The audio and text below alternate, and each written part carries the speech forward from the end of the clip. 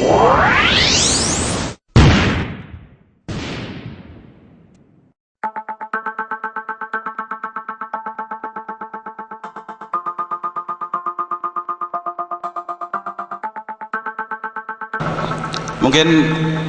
Pak Wabub akan menanggapi situasi pendidikan. Oke, nanti Pak Wakil Rakyat. Ini Pak Wabub sekarang rakyat jenengan. Iya, matur. Assalamualaikum warahmatullahi wabarakatuh. Yang saya hormati bapak-bapak, ibu-ibu semuanya, yang dengan tidak mengurangi rasa hormat tidak bisa saya sebutkan satu persatu. Langsung saja. Jadi ini kaitannya dengan FDS, kaitannya dengan ngaji harga mati. Ini semuanya bermula dari Peraturan Menteri Nomor 23 Tahun 2017. Sebetulnya kalau kita cermati semua aturan Peraturan Menteri Nomor 23 tersebut, tidak ada yang kata-kata yang mengharuskan bahwa ini harus 5 hari sekolah. Semuanya ini tergantung dari kebijaksanaan sekolah. Artinya sangat kondisional. Silahkan yang bisa 5 hari sekolah, silahkan. Yang tidak bisa silahkan. Tergantung dari kondisi daerah masing-masing. Sebenarnya kalau kita cermati seperti itu. Tapi memang kalau saya lihat memang aturan peraturan menteri tersebut seperti itu, tapi memang ada arah ke 5 hari sekolah. Nah, kaitannya dengan hal tersebut, sekali lagi ini sebenarnya dari peraturan itu tidak ada pemaksaan.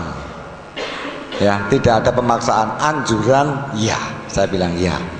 Tapi kalau pemaksaan itu tidak, itu tergantung dari kondisi daerah masing-masing, kondisi dari kemampuan daerah, apakah bisa menyediakan transportasi, apakah kondisinya bagaimana, kalau pulang sore bagaimana, pulang jam 4 akan kesulitan transportasi atau tidak, itu di aturan peraturan menteri ada. Jadi Bapak Ibu yang saya hormati, bermula dari ini kemudian ada yang setuju, ada yang tidak. Kalau saya secara pribadi, kemarin waktu penutupan pameran pendidikan pun saya juga bicara. Tolong semua pendidik mengkaji dengan benar keputusan 5 hari sekolah itu apakah bijaksana atau tidak. Betul kalau di daerah perkotaan rata-rata pegawai, rata-rata mereka adalah pekerja yang jam kerjanya pasti pulangnya jam 4, jam 5 sore, sampai rumah bisa jam 8. Saya dulu waktu di Jakarta juga berangkat jam 5 pagi sampai rumah jam 9 malam. Dan saya sangat membutuhkan hari Sabtu itu ketemu dengan anak. Itu kan di kota gitu. Nek Temanggung ngopo ya cocok ngono ki lho. Ora cocok. Lah aku sama muni ora cocok gitu toh. Tapi betul kata Bu Rahayu, ini pegawai negeri itu kalau pulang kan jam 4, terus kalau anaknya pulang jam 1 bagaimana? Betul Bu, leres, saya setuju. Neng, apa sebagian besar masyarakat Temanggung niku pegawai? Enggak, petani. Petani, artinya tadi saya juga bilang ke dinas pendidikan, saya terus terang ke kepala dinas, tolong Pak, kalau untuk SMA itu sudah bukan ranahnya pemerintah tingkat 2, SMA, SMK saya. Tapi kalau SD dan SMP saya sudah menyarankan untuk dinas pendidikan tolong untuk sekolah menjadi 5 hari sekolah jangan dilaksanakan. Persis seperti Mas Yudron tadi ngendika, betul Mas ya. Jadi kalau kita itu mbiyen ngantek saiki nang desa-desa iki nek sekolah tekan jam 1 njuk bar kuwi madrasah ngaji. Leres nggih? Leres to. Lah nek saiki digawe tekan jam 4 njuk madrasah kon tutup. Jo saiki bener pendidikan itu kan jam 4 kuwi bener agamane iso ganti. Kualitas ngaji anak-anak kita bisa tergantikan. Ini yang perlu kita perhatikan. Makanya ya kalau saya pribadi saya juga udah bilang ke Pak Kepala Dinas, tolong Pak, untuk SD dan SMP tetap 6 hari. Ojo gawe. Karena apa? Karena ya pertama, kalau kita bilang kondisi geografis dan lain sebagainya, nek caca do balik jam 4 sore ki neng desa kuwi ora ono angkot. Njok piye le arek Bali. Gitu. Itu kondisi geografis kita. Dan juga saya kemarin sama kok. Saya tuh ada program wakil bupati mengajar. Saya tuh mulang MPLS wingi nganti duneke karo Gus Yahya, wah dadi pegawai ngono ta ya. Ya ora wiyata bakti ning orang golek pemilih pemula lho Gus. Nah ngono ta iki ora golek yo. Oke kejabat aku wis mulang kok. Wong bapak ibuku guru kok. Artinya begini. Saya memahami, saya tahu. Nek wong mulai begitu tak ajar, aku mlebu nang gone MPLS kemarin saya giliran tekan sekolahan sing njuk jam 2:30 awan, wis do ngantuk.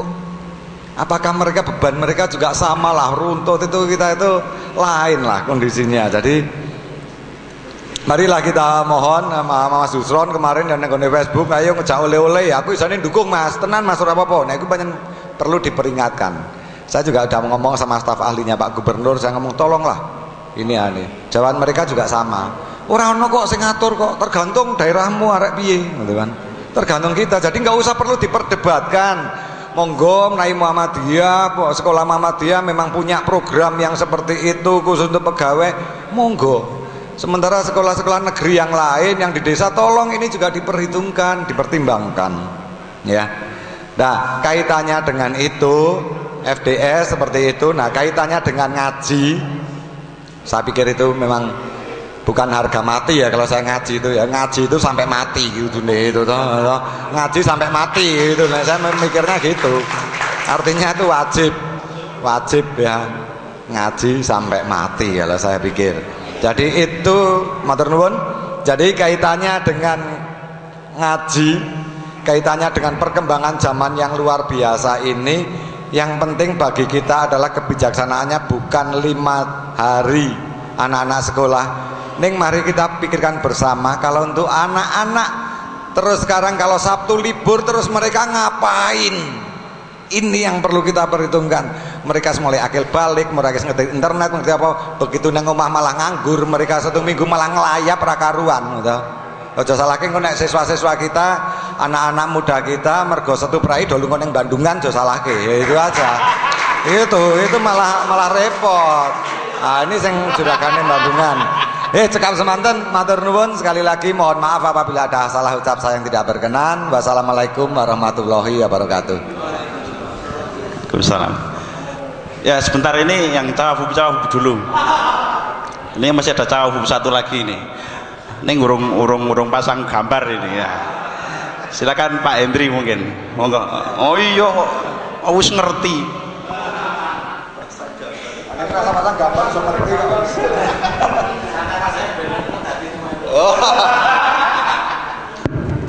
Ini mau bicara apa ya, sudah lengkap semuanya saya kira ini ya. Baiklah, assalamualaikum warahmatullahi wabarakatuh. Para kiai, Habib, Gus Stoyo, para pembicara semuanya, dan khusus Pak Wakil Bupati, Pak Calon Bupati, sedulur dewe ini. Masalah full day school, saya kira kalau kami itu sikap kami memang sudah jelas. Jadi kita memang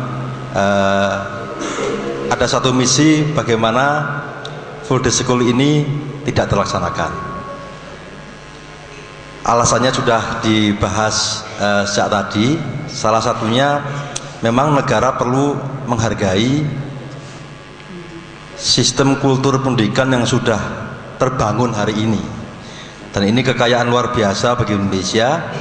Oleh karena itu sebetulnya singkat saja, saya sepakat ini perbenturan tidak sekedar NU dan Muhammadiyah, tapi ini cara berpikir katakanlah peradaban kota Gus dengan peradaban ya rural ya, desa lah gitu ya. Dan ini sebetulnya akan terus terjadi, tidak hanya soal full day school, tapi banyak sekali kebijakan yang saling terkait dengan dua arus paradigma ini. Nah, kuncinya sebetulnya memang Pak Menteri ada kesalahan sedikit menurut saya, yang ini sebenarnya sangat prinsipil. Ketika akan menggelurakan kebijakan ini, kebijakan yang sangat strategis ini, memang harusnya awalnya ada dialog yang melibatkan semua katakanlah unsur-unsur ormas Islam. Nah, ini agak luput di Pak Menteri untuk kebijakan strategis ini gitu ya. Kemudian respon kita sedemikian kuat itu saya kira sangat wajar. Untuk itu kemudian saya kira di tingkatan Jakarta ketika gelombang demonstrasi dan sebagainya pro kontra sampai kemudian katakanlah dua soko Muhammadiyah dan NU ini agak sedikit agak sedikit gesekan gitu ya. Saya kira memang harus ada dialog juga terutama sebenarnya di Jakarta ini karena problemnya di Jakarta ini ya, sebetulnya bukan di kita ini. Harus ada dialog di sana. Dan saya kira kalau Gus Yahya mengemban misi sampai ke Jakarta itu enggak salah sebetulnya. Memang harus ada upaya cangkruk ini sampai ke Jakarta Gus. Mengemban misi nanti pasti Gus Pur kan semangat mendampingi ini. Bagaimana ada dialog keluarga besar NU dan Muhammadiyah di Jakarta mendialogkan ini, karena ini yang satu sakit, yang satu ini sakit. Ini kalau yang satu masih sakit ini, yang satunya nggak boleh kemudian memaksakan. Saya kira begitu. Di saat sebetulnya NU dan Muhammadiyah ini telah melewati fase yang luar biasa akrab hari ini, sampai susah menyebutkan di kota terutama ya. Karena kalau saya pas di Semarang, masjid saya itu kalau tarweh 8 Pak, dan kita menikmatinya. Kita menikmatinya karena yang 23 jauh sekali kan, yang depan masjid saya itu 8. Nah, satu lagi Pak, selain perlu dialog NU Muhammadiyah di tingkatan level nasional, saya kira dorongan ke Pak Menteri bagaimana agar full day school ini tidak dipaksakan. Biarkan ini menjadi satu pilihan. Kata kuncinya sebenarnya menjadi pilihan dari sekolah-sekolah seperti yang ada ini, bahwa kemudian ada tekanan-tekanan terhadap kurikulum dan sebagainya, sebenarnya silahkan. Tetapi prinsipnya memang Wakil saya sepakat tidak ada paksaan. Bahkan pun sebetulnya bicara tentang sistem pendidikan pun masih debatable. Ada yang ini Finlandia semakin sedikit jamnya orangnya malah pintar-pintar dan begitu ya. Nah, saya sepakat kita dorong bagaimana full day school ini tidak dipaksakan.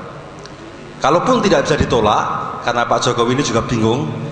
Secara politik dia butuh NU, tapi sedang butuh Muhammadiyah sebetulnya.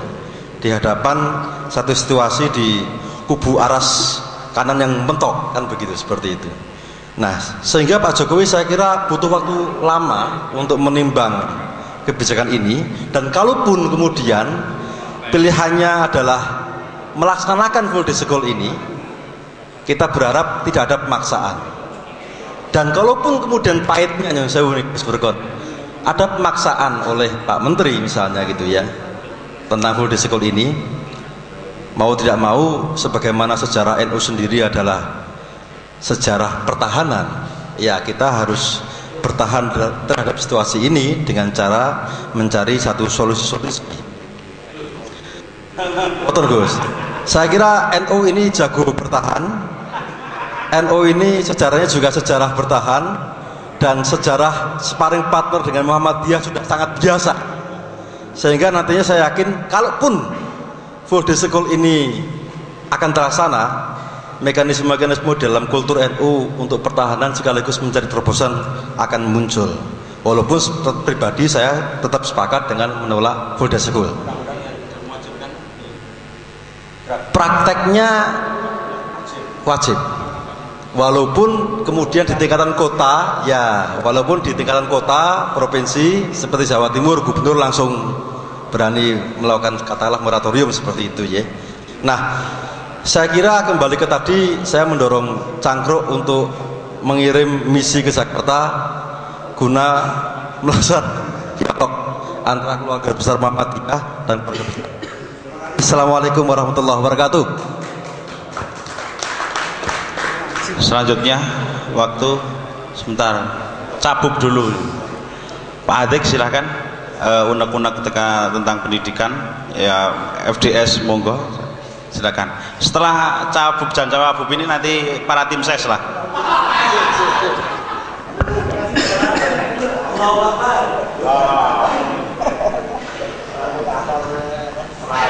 Assalamualaikum warahmatullahi wabarakatuh. Wonten ing ngarsane Gus Furkon, Ketua Cabang Nahdlatul Ulama Temanggung. Ugi wonten ngarsanipun Pak Irawan, Bapak Wakil Bupati kita. Wonten ngarsanipun Mas Hendri selaku Ketua Fraksi PKB DPRD Jawa Tengah Dapil 6 Temanggung. Yang enggak lain ini masih saudara saya sama Mas Hendri ini, tapi saya kalah awu. Kalau saya maju bupati, misalnya Mas Hendri maju gubernur. Kalau Mas Hendri maju bupati, saya maju wakil bupati aja. Karena memang ya, karena memang kalah awu ya. Ini bukan soal politik, soal awu. Selanjutnya begini ya, saya melihat di Temanggung ada forum cangkruan ini sungguh merupakan forum yang sangat inspiratif ya, sangat sangat inspiratif, sangat cerdas ya. Maksud saya begini, bahwa forum begini kita bisa mengelaborasi masalah-masalah aktual, kita bisa saling mengasah otak, kita bisa saling tahu isi otak kita masing-masing, meskipun yang dibahas adalah hal-hal yang jauh di luar kewenangan kita dalam memutuskan. Seperti misalnya soal full day school ini, tentu ini ranahnya lebih bersifat nasional, jadi kita lebih mengelaborasi masalah ini. Saking pentingnya acara ini, saya kira cangkruan ini, saya pun yang tadi sore harusnya saya pulang ke Jakarta, akhirnya saya undur demi mengikuti acara ini. Padahal di Jakarta malam ini ada rapat di istana membahas undang-undang parpol, parliamentary threshold, juga membahas tentang RUU Ormas. Tapi saya lebih mementingkan acara ini karena terus terang di istana saya nggak diundang. Masuk. Oh iya. Jadi begitu ya, Cik. Oh gitu.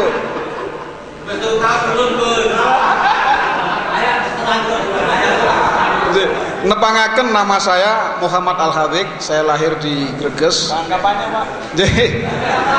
Di Greges, Tembara, Temanggung. Saya sekolah di Temanggung hanya sampai SMP Tembara. Lulus dari Tembara saya terus mondok di Magelang, mondok di Purworejo, sekolah lulus dari Purworejo ke Jogja, bekerja sampai Jakarta sampai hari ini. Saya baru sekarang saya akan memulai hidup bermasyarakat di Temanggung. Nyuwun pangestunipun nggih. Selanjutnya mengenai masalah full day school, saya kira begini. Saya ini salah satu pengurus RMI PBNO ya, sebuah lembaga yang paling menolak tentang full day school, karena memang full day school ini sangat merugikan pendidikan pesantren khususnya, juga ma'arif ya Pak. Nah, tapi saya nggak mau ikut terjebak dalam perdebatan NU Muhammadiyah. Full day school itu pro Muhammadiyah, yang anti itu NU. Bukan itu. Saya nggak mau melihat dari sisi itu. Karena sekarang ini sudah banyak orang melihat masalah full day school itu dari sisi lebih sisi politik. Kalau kita lihat dari sisi politik akan terlihat bahwa ini adalah kesalahan negara. Ketika NU dan Muhammadiyah padu dewe, sampai di Temanggung aja padu dewe, ini kesalahan negara melakukan pembiaran pada rakyatnya, sehingga terjadilah, meskipun bukan friksi, tapi paling tidak terjadilah perbedaan pendapat yang meluas di masyarakat. Saya ingin melihat masalah full day school dari sisi esensinya.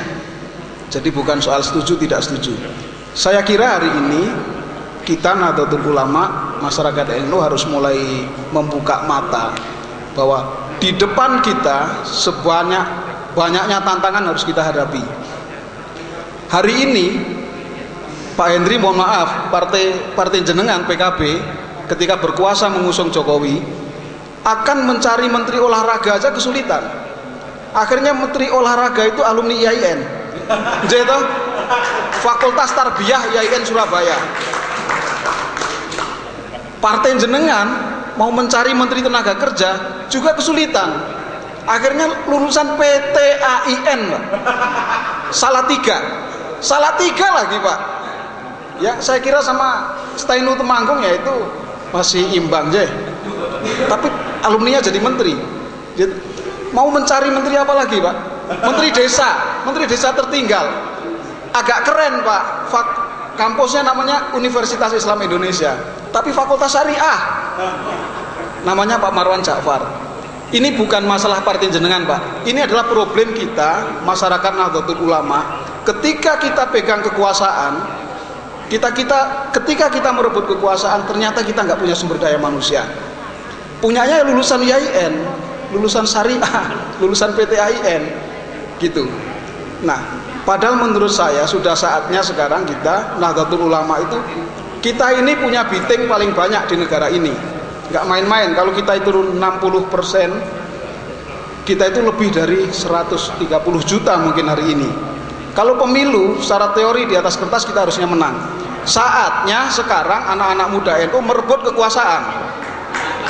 Saatnya anak muda NU merebut kekuasaan. Saya senang sekali dengan slogan yang disampaikan oleh sahabat Marwan Ja'far, saatnya santri memimpin. Saya kira di Temanggung juga saatnya santri memimpin. Pak Irawan ini saya kira santri sekali. Nah, gitu.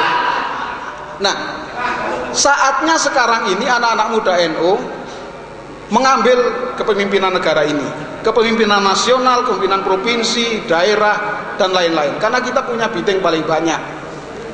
Tetapi merebut kekuasaan itu bukan soal mudah.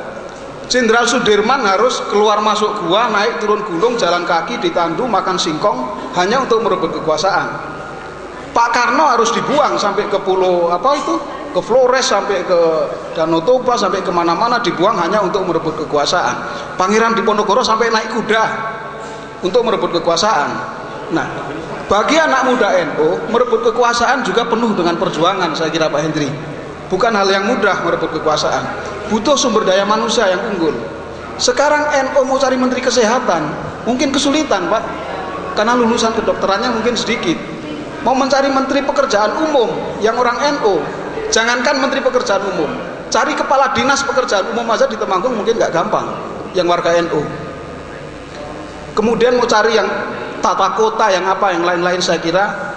Tapi kalau cari menteri agama paling gampang. Dan di Komisi 8 DPR RI paling banyak ya orang NU. Karena memang komisi agama, komisi orang NU. Nah, kalau kita mau merebut kekuasaan, maka kita perlu siapkan sumber daya manusia yang bagus. Perlu pendidikan yang bagus. Nah, mau full day school atau tidak full day school, intinya kita perlu pendidikan yang bagus. Orang NU perlu belajar hal-hal yang selama ini di luar IAIN, di luar syariah, di luar tarbiyah. Meskipun itu juga penting, tetap harus kita pelajari. Saya khawatir kalau anak-anak muda NU, anak-anak Muhammadiyah, mohon maaf Mas Anies, kalau kita nggak merebut kekuasaan, sebentar lagi Indonesia akan jadi seperti Singapura. Yang berkuasa mata sipit semua, mohon maaf. Saya khawatir itu akan terjadi. Kita mayoritas, tapi hanya jadi pinggiran semuanya. Sekarang sudah mulai diuji coba di banyak tempat, sudah mulai banyak tokoh. Karena ini zaman demokrasi, setiap orang bisa maju, bisa memimpin. Yang punya perangkat, yang punya finansial, yang punya sistem, orang bisa ini. Jangankan soal kekuasaan, sekarang untuk menjadi tenaga kerja di perusahaan-perusahaan yang profesional aja, saya kira orang NU, orang Muhammadiyah sudah tersingkir. Sekarang lebih banyak di perusahaan-perusahaan top, lulusan Amerika, lulusan Singapura, lulusan Jepang, lulusan Eropa, yang notabene bukan orang NU, bukan orang Muhammadiyah juga, Pak. Nah, ini problem. Jadi saya kira orang NU juga harus mulai membuka mata. Nggak setuju dengan full day school, oke. Ya, itu memang mengganggu tradisi kita, tradisi mengaji kita, tradisi pesantren kita, iya. Tapi bahwa spirit kita untuk belajar, spirit kita untuk menguasai berbagai bidang ilmu itu penting. Menurut saya salah satunya dalam rangka kita harus merebut kekuasaan, karena hanya dengan kekuasaan itulah kita melakukan amar ma'ruf nahi mungkar itu bisa dengan lebih mudah. Saya kira itu yang bisa saya sampaikan. Mohon maaf kalau terpanjang lebar. Akhir kata, wallahul muwaffiq ila aqwamit thoriq. Wassalamualaikum warahmatullahi wabarakatuh.